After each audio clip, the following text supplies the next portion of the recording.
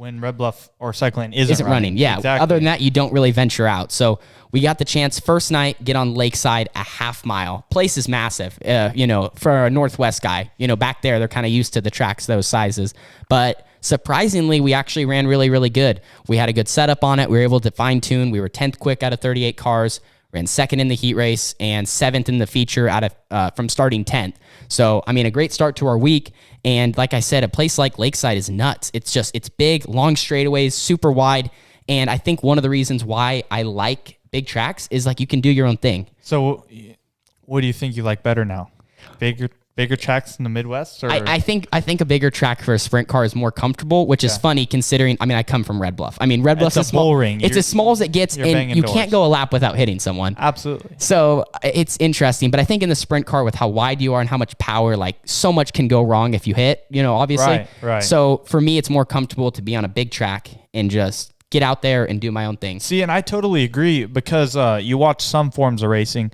A big track is cool, like you said, because you have to keep your momentum up and be as straight as possible. Yes, it's about being smooth, not just kind of like the smaller tracks. You have to throw the car in kind of. It's weird. It's hard to explain. Right. And the racing is just different. There's momentum racing, like on a big track like Knoxville or Eldora or something, and then you got bull rings. Like for example, Red Bluff, a bull ring.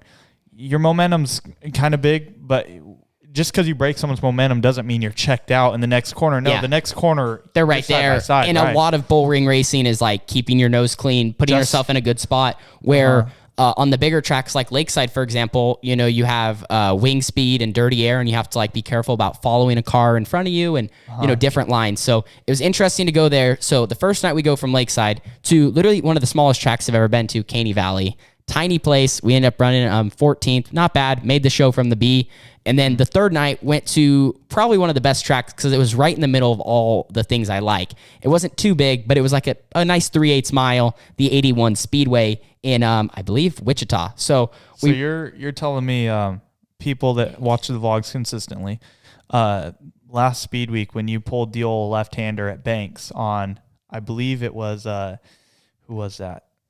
You won at Banks in the limited. The limited was that Kinzer Cox? Kinzer, yeah. You pull a left-hander. I thought the Speed Week's over. We're wadding it up here. No, Tanner pulls a left-hander and just throws a perfect slider for the lead. We were able to on this tiny bull ring track like Banks. Yeah, part of why I think I like Banks, considering it's a small track, is because I just have laps there. Any of these new bull ring places, throughout the week, we went to Caney Valley, we went to Creek County, we went to I-30, Hammer Hill, that place is nuts. Yeah. And even the last track was Diamond Park. So we went to all these different places. Our week started out much better than it ended, but that's just part of racing with the best. So we